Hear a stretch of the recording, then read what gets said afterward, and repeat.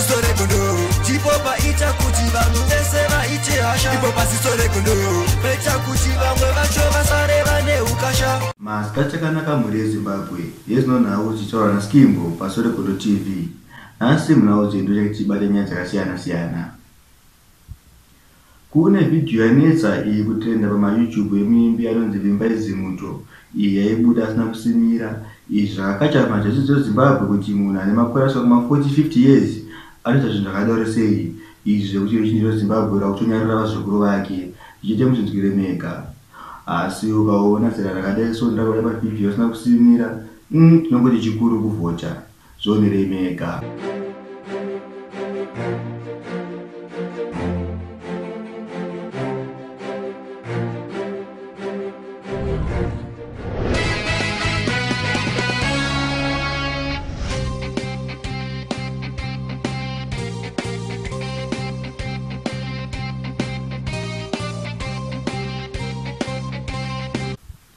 DJ Stella. DJ wakabata mukurumbira wamakore apfuura vazinda kunobata basa paCape Town. Vari kunziva vakazobatwa navakomana paCape Town vakabhurwa usingaiti. Chamboedza kuvavacha kuti tinoti chichakachitika cheizvo asi sinombouzere asi takwanisa kuwana mapicture avo aiwa tinongoti muzondiremeka chingoti okay chosuni Mr. DJ.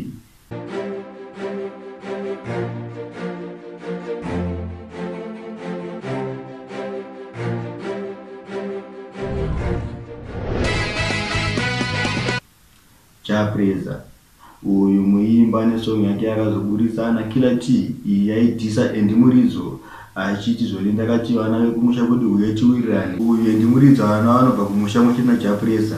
Chapreza yakadzika ichiimba Chapreza yakadzika iye achizvone ana Endimuridzo hembe dzake chaidzo vaimupfekedza tichaita muzvinzwiremeka.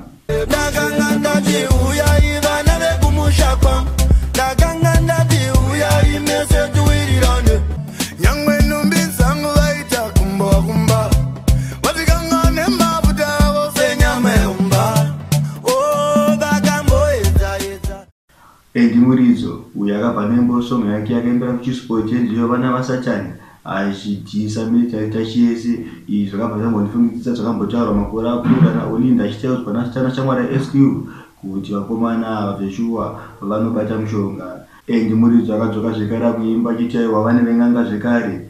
Izvi zvekuti chiro chakaumbouzere uye chaiza kumutsvaga ndovatongonyatsotsanankura kuti zviri kufamba sei tichiita muzvinzwiremeka. Chingogara wavarika kafantani vana veng'anga vanarikiani vanofarira kudyidzana nasatani vana veng'anga vanarikiani ndivana yepivava kana ndiyani vana veng'anga vanarikiani ndatechigara wavarika kafantani. Kune kampani yanetsa pakugadzira mawebsite, graphic designing, domain registration nezvimwe zviripo pascreen penyu. Felix IT Solutions ndoti nyoshanda nayo namba ndidzodzo dziri pascreen penyu.